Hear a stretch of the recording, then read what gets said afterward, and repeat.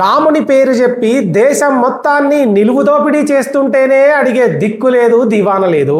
అసొంటిది రాముని గుడిలో దొంగతనం జరిగితే ఆ శ్రీరామచంద్రుని సొమ్ముని దొంగలు దోచేస్తూ ఉంటే అడిగేటోడెవడు, అడిగినా పట్టించుకునేటోడెవడు, పట్టించుకున్న విచారణ చేసేటోడెవడు, చేసిన దొంగల్ని పట్టుకునేదేవడు, పట్టుకొని వాళ్ళని లోపల వేసేదేవడు, వాళ్ళని శిక్షించేదేవడు?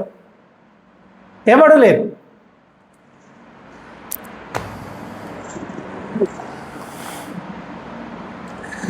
ఇక ఆఖరికి తన గుడిలోనే దొంగతనం చేసిన ఆ దారుణాన్ని చూడలేక శ్రీరామచంద్రుడే దిగొస్తే తప్ప తన పేరు మీద జరుగుతున్న అరాచకాలని తెగనరకడానికి ఆ శ్రీరామచంద్రుడే మళ్ళీ పుట్టి తిరిగొస్తే తప్ప ఈ దేశాన్ని కానీ, ఈ దేశంలో రాముని గుడిని కానీ, రాముణ్ణి కానీ, హిందువులని కానీ ఎవ్వరూ కాపాడలేరు.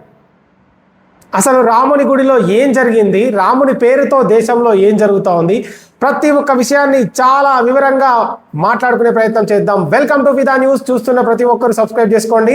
మన చిన్న ఛానల్కి మీ సపోర్ట్ చాలా చాలా అవసరం. సపోర్ట్ చేయాలనుకుంటే నెంబర్కి మెసేజ్ చేయండి. మన ఊళ్ళల్లో ప్రతి ఊళ్ళల్లో మనకి గుళ్ళు ఉంటాయి కదా. పుసుక్కున ఎవడన్నా దొంగ గుళ్ళో పడ్డట్టు తెలిసినా, మన గుడిని దోపిడీ చేసినట్టు తెలిసినా వాడిని పట్టుకొని ఉతికి ఆరేస్తాం, వాడిని చెట్టు కట్టేస్తాం, పోలీసు వాళ్ళకి ఫోన్ చేస్తాం, అని అప్పచెప్తాం కదా. ఇది మనం చేసే పని. అయితే హిందువులందరికీ ఆరాధ్య దైవమైన శ్రీరామచంద్రుని గుడి అయోధ్యలో, అయోధ్య నగరంలో కట్టిన శ్రీరామచంద్రుని గుడిలోనే ఆ రాముని పేరు మీదనే కొన్ని సంవత్సరాల తరబడి వందల వేల కోట్లలో దోపిడీ జరుగుతూ ఉంది. అయినా ఆ దోపిడీ గురించి మనం మాట్లాడొద్దు, అయినా ఆ దోపిడీని మనం ప్రశ్నించొద్దు. మనం హిందువులం, శ్రీరామచంద్రుడు మన దేవుడు, రాముని గుడి మన గుడి, మన గుడిలో మన రాముని పేరుతో కొన్ని సంవత్సరాల పాటు, దశాబ్దాల పాటు వందల వేల కోట్ల దోపిడీ జరుగుతూ ఉన్నా కూడా, సాక్ష్యాలతో సహా ఆ విషయం బయటపడ్డా కూడా మనమందరం అన్నీ మూసుకొని కూర్చోవాలి. ఎందుకంటే ఎందుకు దోపిడీ చేస్తున్నారు, ఆ గుడిలో దోపిడీ ఎట్లా జరుగుతూ ఉంది, రాముని గుడినే కాపాడలేని మోడీ హిందూ మతాన్ని ఎట్లా కాపాడతాడు, రాముని గుడినే దోపిడీ నుంచి కాపాడలేని బీజేపీ పార్టీ మొత్తం హిందూ మతాన్ని ఎట్లా కాపాడుతుంది అని ఎవడైనా ప్రశ్నించే ప్రయత్నం చేస్తే వాడు హిందూ వ్యతిరేకి. అది హిందూ అయినా సరే, నేను హిందువునే, మరి రాముని గుడిని దోచుకున్నది ఎవడు, ఆ దోపిడీకి సపోర్ట్ చేస్తున్నది ఎవడు, రాముని పేరుతో ఈ దారుణాలు చేస్తున్నది ఎవడు అని నేను ప్రశ్నించిన అనుకోండి, నన్ను కూడా హిందూ ద్రోహి అని ముద్రేయాలి. అదే కదా దరిద్రం. హిందువుల పరిస్థితి ఎంత దారుణమైన స్థితికి తీసుకొచ్చిరంటే, మన రాముని గుడిలో దోపిడీ జరిగిన సాక్ష్యాలతో సహా బయటపడ్డ దొంగలు ఎవడో తెలిసినా కూడా దాన్ని ప్రశ్నించలేని నిస్సహాయమైన పరిస్థితుల్లోకి హిందూ మతాన్ని తీసుకొచ్చి పెట్టింది, హిందువులను తీసుకొచ్చి పెట్టింది బీజేపీ పార్టీ. హిందువులను వాడుకుంటూ, హిందువుల ఓట్లతో రాజకీయం చేస్తూ, రాముని పేరుతో రాజకీయం చేస్తూ బీజేపీ హిందువులకు ఒరగబెట్టేది ఏమన్నా చేసిందా అంటే గిదొక్కటే. ఆఖరికి రాముణ్ణి దోపిడీ చేసినా కూడా హిందువులు ప్రశ్నించొద్దు. ఆ రామచంద్రుని గుడిని నిలువు దోపిడీ చేసినా కూడా ఒక్క హిందువు కూడా ఇదేంటి అని మాట్లాడొద్దు. అంత నికృష్టమైన స్థితికి తీసుకొచ్చి పెట్టారు. ఇది ఒక్కటేనా అంటే ఇంకా చాలా ఉన్నాయి. ఇప్పుడు ఊళ్ళల్లో ఎవడన్నా ఒకడు ఉన్నాడు, అత్యాచారం చేసి వాడు జైలుకు పోయిండు, జైలు పోయి బయటకు వచ్చాడు. బయటకు వచ్చినాక సమాజం మామూలుగా వాడిని ఎట్లా చూస్తుంది, చీడ పురుగు లెక్క చూస్తుంది, కుక్కను చూసినట్టు చూస్తుంది కదా. కానీ ఇదే సమాజంలో ఎవడన్నా ఆ రేపిస్ట్ జైల్లోంచి బయటికి రాగానే ఎవడన్నా పోయి ఆ రేపిస్ట్కు దండేస్తే ఆ దండేసినోడిని బట్టలు కూడా తీసి కొడుతుంది సమాజం. ఎందుకంటే అరే బ్రోకర్, వాడు చేసిందే ఒక లుచ్చా పని, వాడు ఒక అత్యాచారం చేసిండు, వాడు ఒక అమ్మాయి జీవితాన్ని సర్వనాశనం చేసిండు, వాడు ఏం పీకి పొడిచిండని వానికి దండలు ఎత్తున్నావు, సన్మానాలు చేస్తున్నావు రాని దండలేసినోడిని బట్టలు ఊడదీసి కొడతామా లేదా? మరి తెల్లారి లేస్తే రాముని పేరుతో రాజకీయం చేస్తూ, ప్రతిరోజు జై శ్రీరామని చెప్పి రాజకీయం చేస్తూ, అమ్మాయిలని అత్యాచారం చేసిన లుచ్చాగాళ్ళందరినీ బెయిల్ మీద బయటికి తీసుకొస్తూ, ఆ ఆ లోఫర్ నా కొడుకులకి దండలేసి సన్మానం చేసి స్వీట్లు వంచుకుంటా సిగ్గు లేకుండా బయటికి తీసుకొస్తుంటే ఇంట్లో ఆడపిల్లలున్న మనం కూడా చేవ చచ్చిన దద్దమ్మ లెక్క సప్పట్లు కొడుతున్నాం, సపోర్ట్ చేస్తున్నాం. మన బతుకులు రేపిస్ట్లకి సపోర్ట్ చేసే నికృష్టమైన స్థాయికి దిగజార్చింది ఎవడు? బీజేపీ.